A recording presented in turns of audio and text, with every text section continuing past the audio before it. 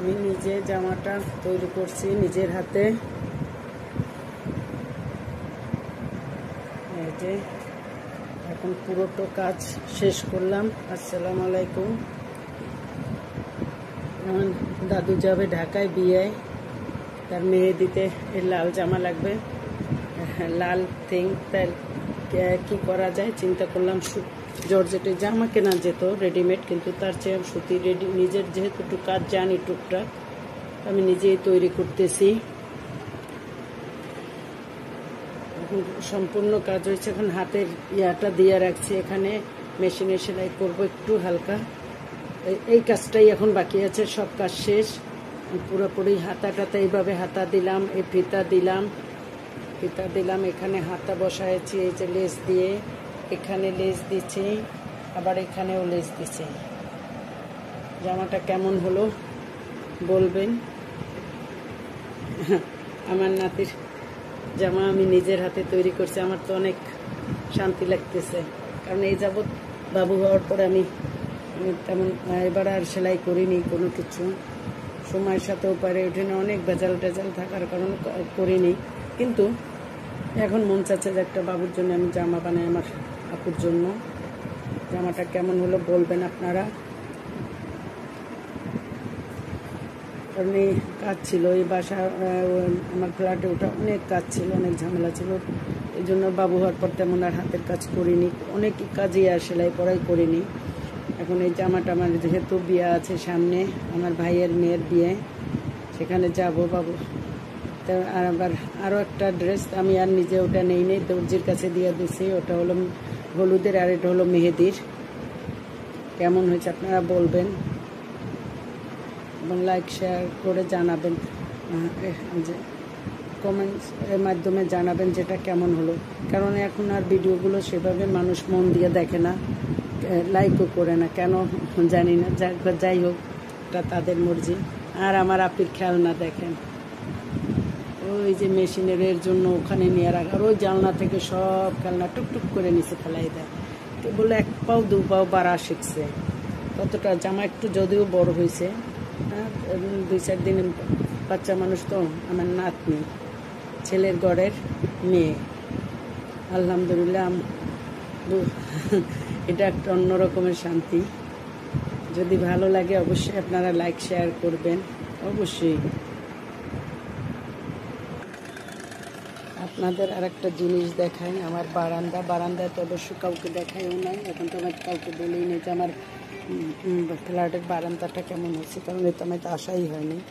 দেখেন এই যে ফুল, এগুলো আবার নতুন করে বসাইছি আমি এই ফুলটা দেখাবার জন্য।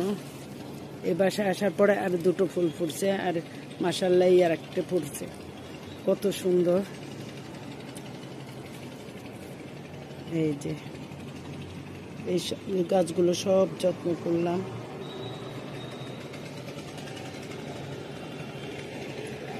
আর এখন আরেকটা জিনিস দেখাই, আমার ওই বাসার থাকার জিনিস।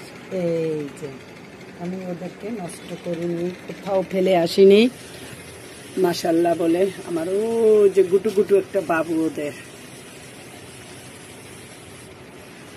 ওরে দেখতে দাও লক্ষ্মী সোনা, তোমার বাচ্চাটাকে একটু দেখাও।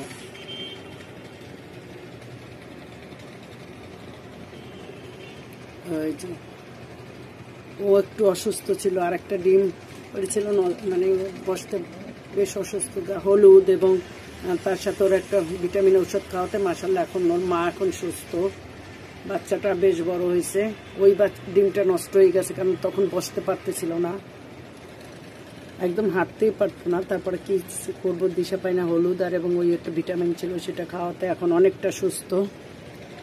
আর এখানে তো আমার ছিমবার পটি, এবং এই যে কোথায় রাখছি দেখেন, এই যে বড় একটা পিলার মাঝখানে, এই যে পিলারের জন্য অনেক সমস্যা হয়ে যায়। তারপরও আমি অনেক সুন্দর করে, কালকে আবার এদের উপরে ছিল, ওদেরকে নামিয়ে নিচে দিলাম। ওরা বাচ্চা থেকে এখন অনেক বড় হয়েছে আল্লাহ দিলে। আর এর একটা যে এটা আমার আগে ছিল না, এটা আমি নিয়ে আসছি। আর ওইটা পায়রা আমার কবুতরেরই বাচ্চা, আমার কবুতর কমে গেছে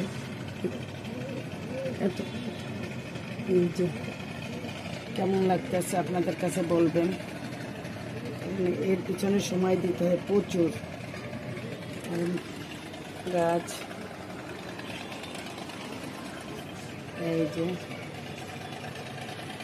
এইটা মেয়ে ফুল গাছ, এবার একটা ফুল ফুটছিল অনেক সুন্দর, কিন্তু এখন ফুলটা নষ্ট হয়ে গেছে। আর এই গাছটায় ফুল আসছে, ফুল হয়ে এই যে এখন ফুল অনেক ইয়ে হয়ে গেছে। কেমন সুন্দর গাছগুলো, তরতাজা, বৃষ্টির পানি পেয়ে। আর মেহেদি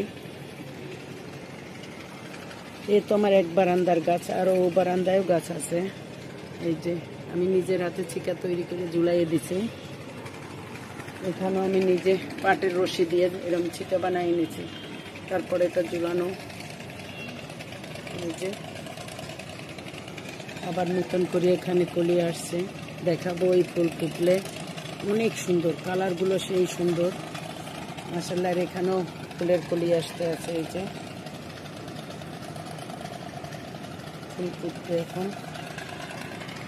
এই গাছ ছিল আমার নিচে, কে রাইখে আসছিলাম, কিন্তু তখন নিয়ে আসতে অনেক জায়গা বের করতে হয়েছে, রেক্সিন পিছাতে হচ্ছে, নানান কাজের ব্যস্ততার মানে আমার অনেক গাছ এখনো নিচে আছে। এই ফুলটা আমার অনেক পছন্দের, এতদিন ফুল করছি, যত্ন না করাতে ফুলগুলো তেমন আসলেই এখন আল্লাহ দিলে। এই যে এখানে হলুদ,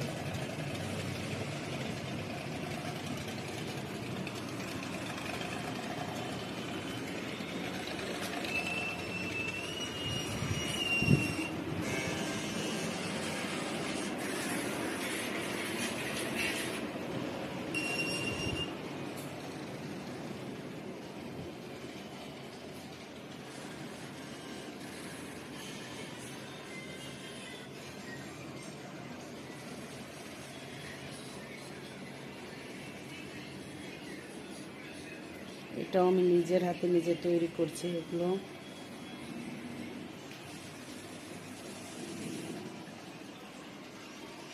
এখানেও একটা আমার গাছ আছে, গাছটা অনেক দিন ধরে ভিতরে।